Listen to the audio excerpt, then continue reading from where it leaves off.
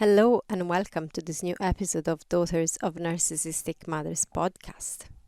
Before I start, I actually wanted to take a moment to thank you all for being here, for having been on this journey with me up until now, and for all the new people that are subscribing to this podcast all the time. I am so grateful for you.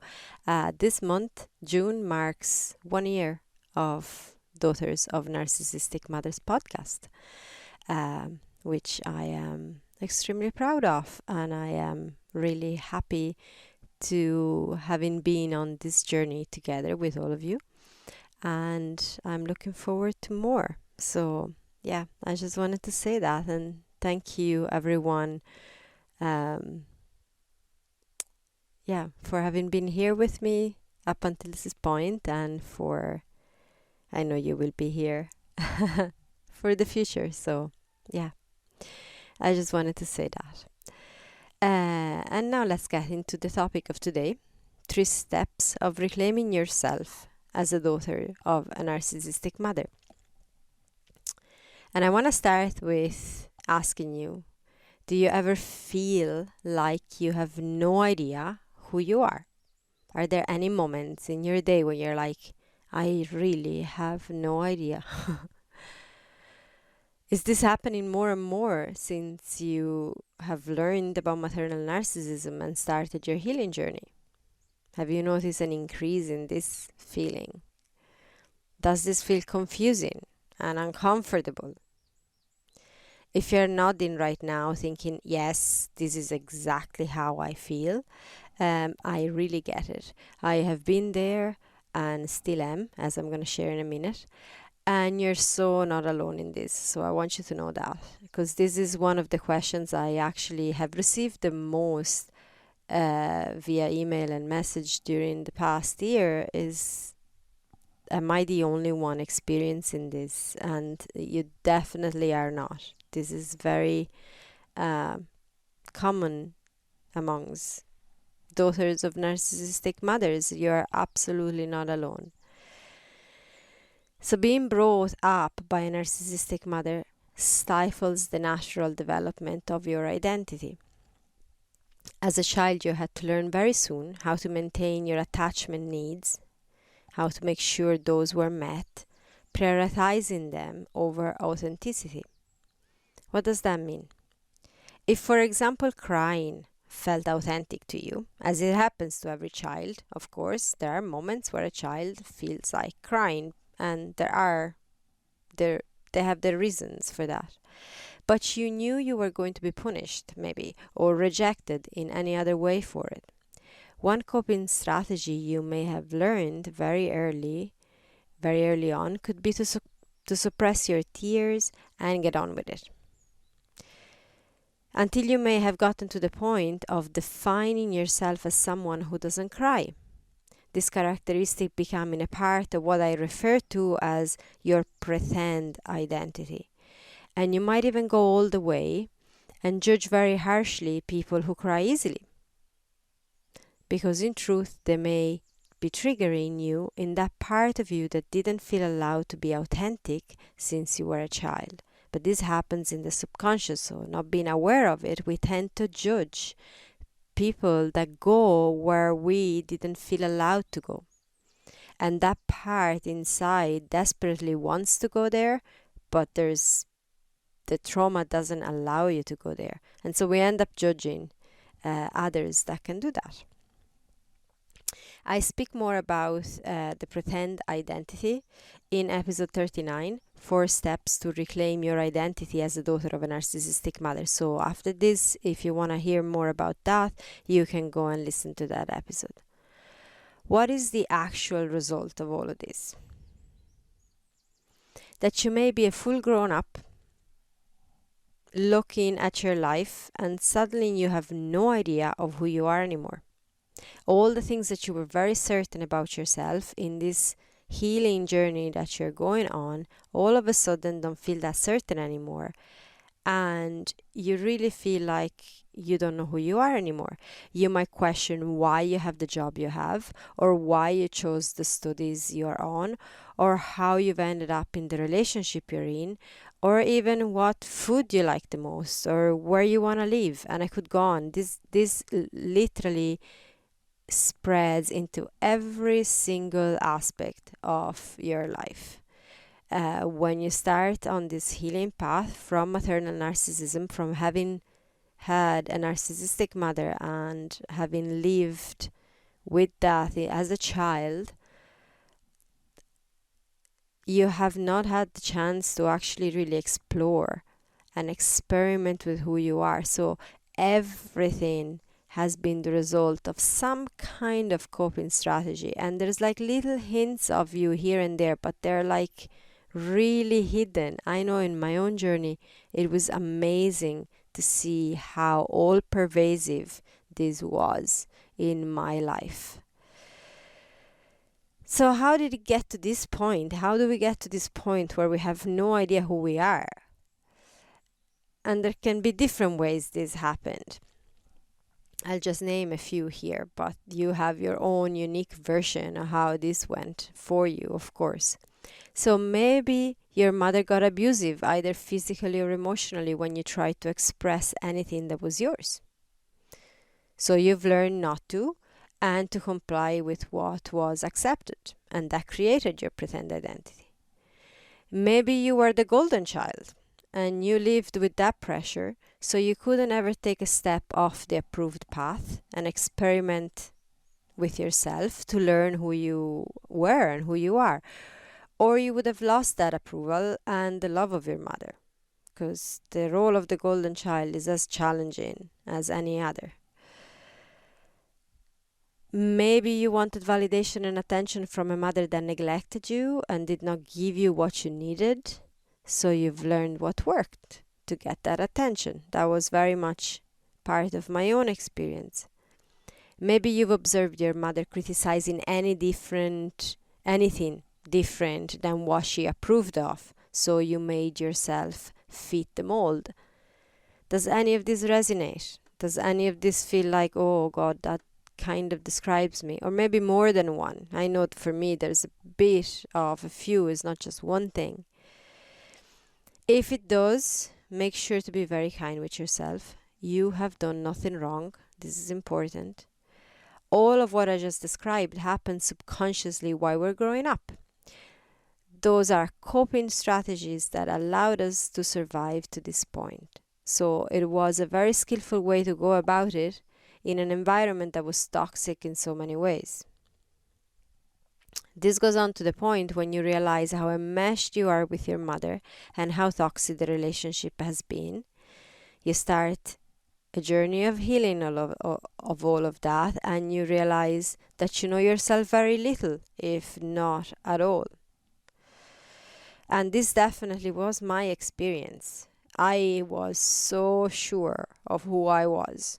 I had to be. With my mother, there was no space for self-doubt. There was no space for confusion. If ever I was not convinced of something, that was getting very, very, very emotionally difficult with her. So I had to be.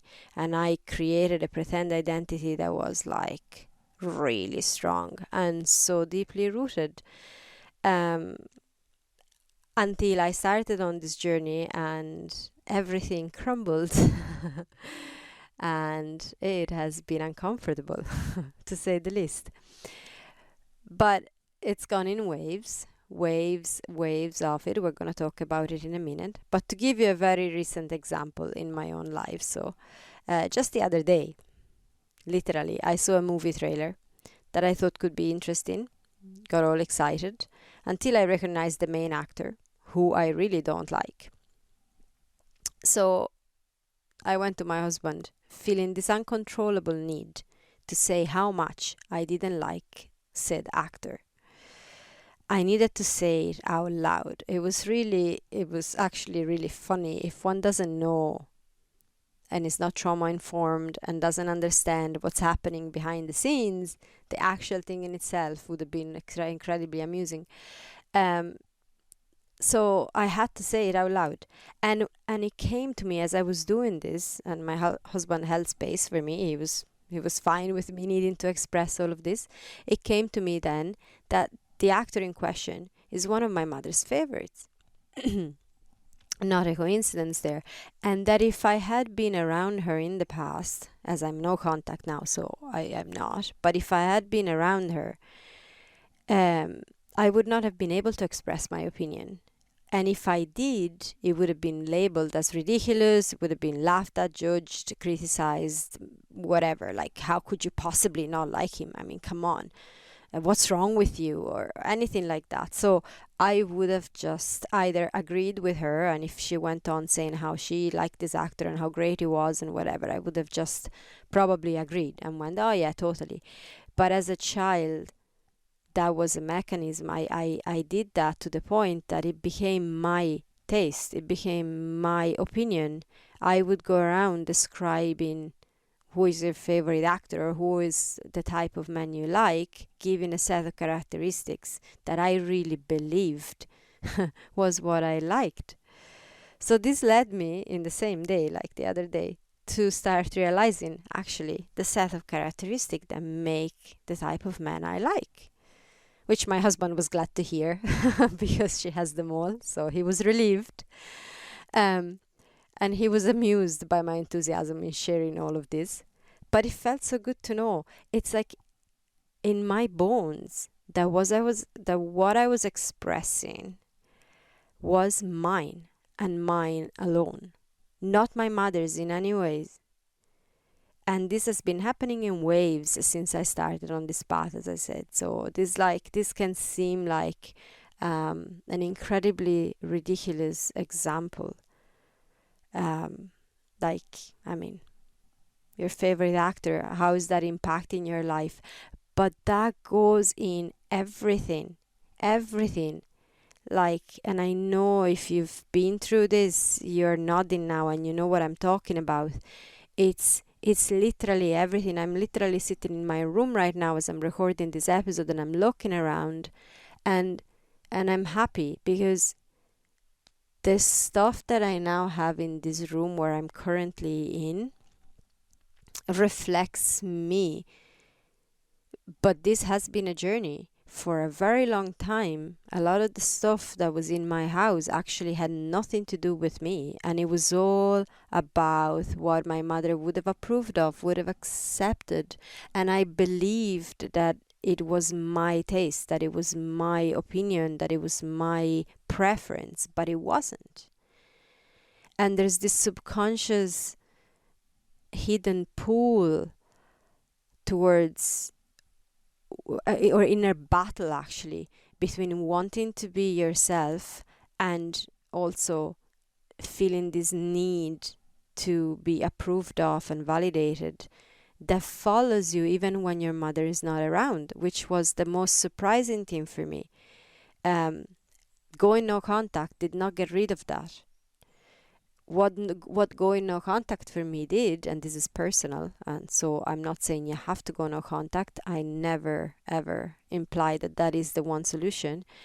But what it did for me was it provided a level of safety and a space and a distance that slowly allowed me to start seeing the influence that this toxic relationship has had in everything that I surrounded myself with, and how all pervasive it was.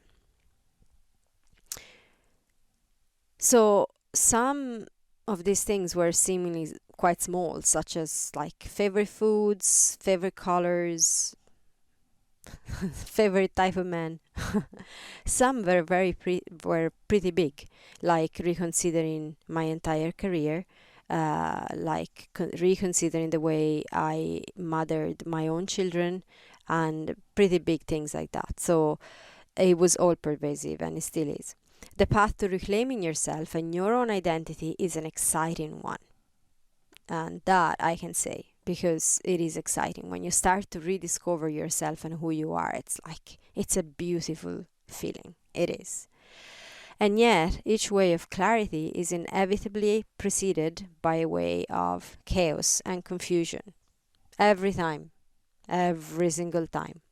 To go through this journey successfully is essential to train yourself to surrender to the times when you feel lost, with no idea who you are or what to do. And often, things that don't truly belong to you may fall away unexpectedly, and it may feel uncomfortable when it happens, like when all my main jobs went at once around 2019, leaving me in quite the predicament, as you can imagine. I felt angry and hopeless, and I fought against it, trying to control things I couldn't control, and I struggled, and I cried, and I felt guilt and shame.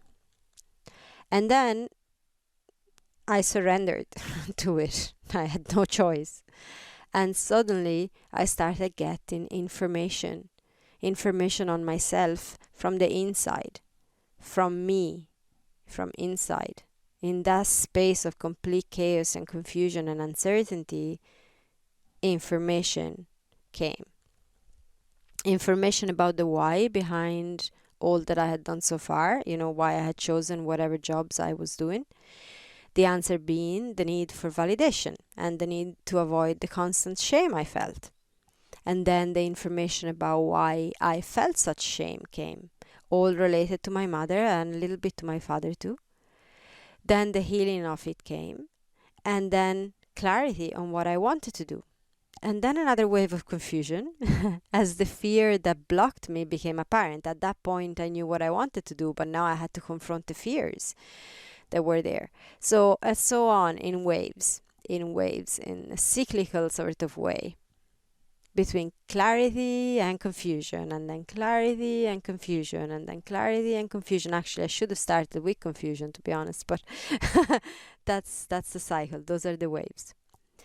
All of this leading me to now, a place where I know more about myself than I did before, and I have an exciting amount still to be discovered, always, and a place where I'm happier.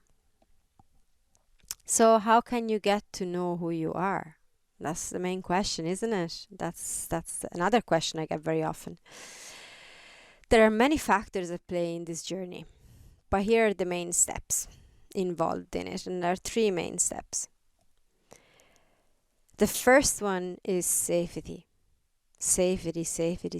The first thing that the system needs to be able to even attempt to open up this journey is to feel safe. The lack of safety in your childhood brought in your coping strategies. To be able to gently let them go, you need to feel safe. Find a container where you feel safe to open up. That's essential. And even in the right place, it still may take a while for your system to fully feel safe, so be very kind with yourself. Your system has spent so much time being constantly on guard that it takes a little while to melt that.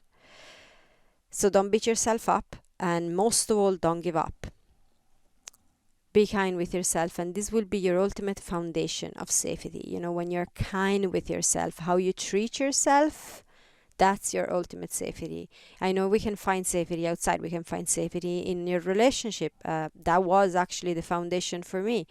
For many years in my marriage, I didn't feel safe to express. There were different dynamics and different reasons for this, and obviously a good part of that was also played by me in that, as in every relationship that happens. That changed, and that became a safe relationship, thanks to both my work and my husband's work on ourselves. And so that provided that safe space for me, alongside the safety of my mentor and a place where I could express. So all of that created the safe environment that I needed. It doesn't have to be like that, although relationships do help in that, as if you're lucky to have a partner that you feel safe with. This is a relational wound, so relationships do help, but it's not essential. If you can have a space where you feel safe, like a women's circle, a container with your mentor, somewhere, some little part of your life, and then from there it will expand, but you need to start from somewhere. And being kind with yourself, that inner safety, it's really, really important. Because ultimately, when you can do that, then you can feel safe everywhere. So, and it's a journey. Again, it is a journey. It doesn't just happen overnight. But safety is the first step. Finding somewhere that you can feel safe is the first step. Second step is self-inquiry.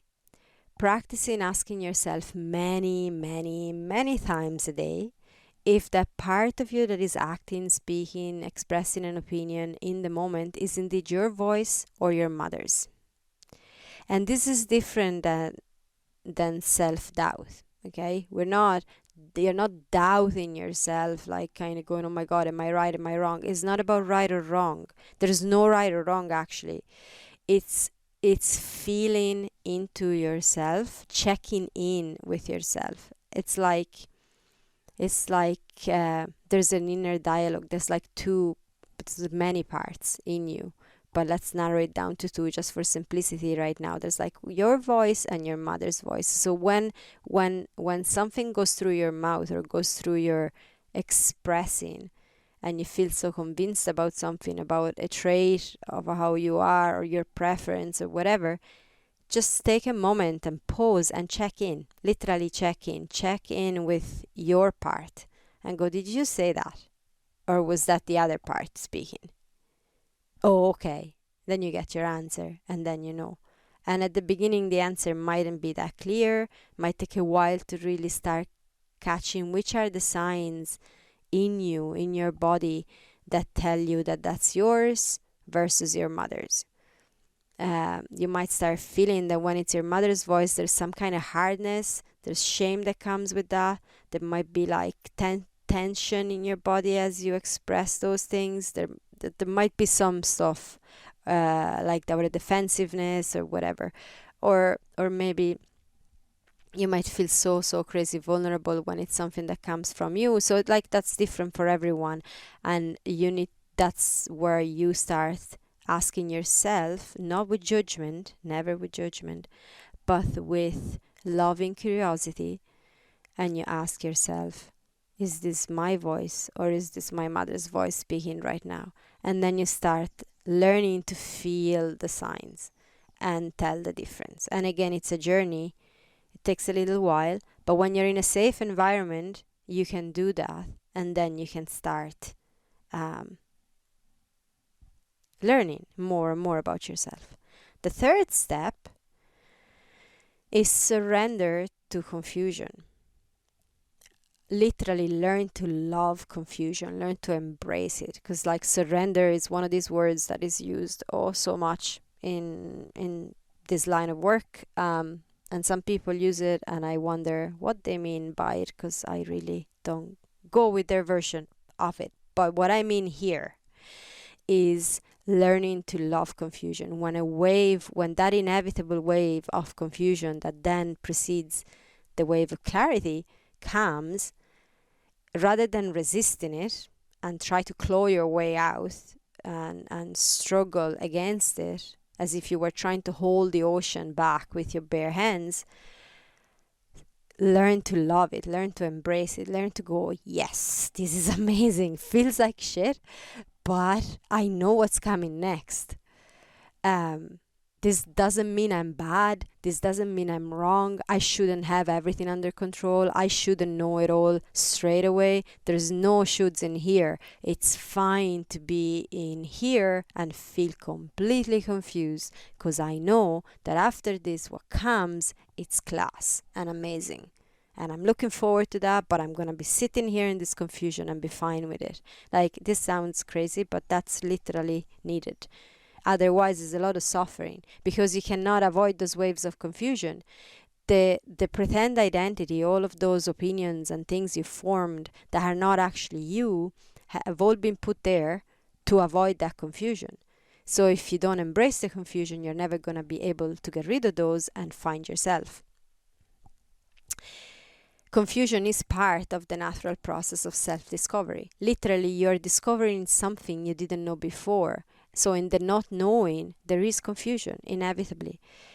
Each time a part of you thought was yours but wasn't crumbles, it inevitably leaves a void.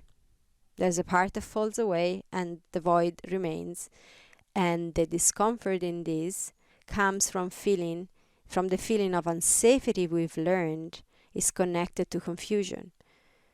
I don't know about you, but I know for my own life it was not safe as a child not to know how to be around my mother or how to behave around her. And I know that if you've had a narcissistic mother, that's been your experience too, in your personal way. So your attachment needs were straight away at risk when you were confused, and with that, your survival was at risk.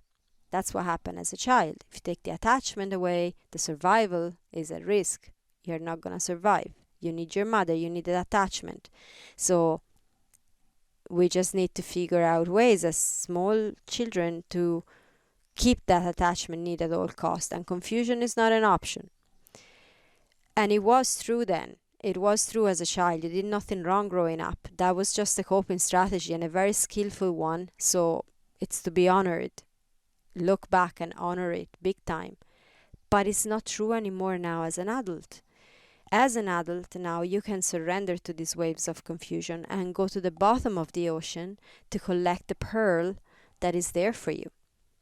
A precious piece of the real you. So the step of surrendering is very important. So let's recap for a moment the 3 steps: safety, self-inquiry, and surrender to confusion. These are the 3 steps to reclaim yourself, and from there to reclaim your life. To get to know really who you are and what you want, no one else, you, and then how to go about that. And it is an exciting journey. It is the reason you're here, to live your life the way that feels best for you. And again, there's no right or wrong answers to all this self-inquiry that you're gonna go through. It's just what feels best for you. And it is with this in mind that I created a container of Reclaim Your Fullness Women's Circles. So if you would like to know more about it, you can visit my website, www.womenreclaimingtheirfullness.me, and all the links are anyways in the description of the episode, along with my email address for you to ask questions or share your experience with me. So you're always welcome to do that. I'm looking forward to hearing from you. Remember, this is not a monologue. I absolutely love your input, and I love your hearing your experience, and I absolutely love receiving your questions, as this helps me knowing how to serve you best through this podcast. So with that said, I wish you a wonderful week, and I send you a lot of love. Bye for now.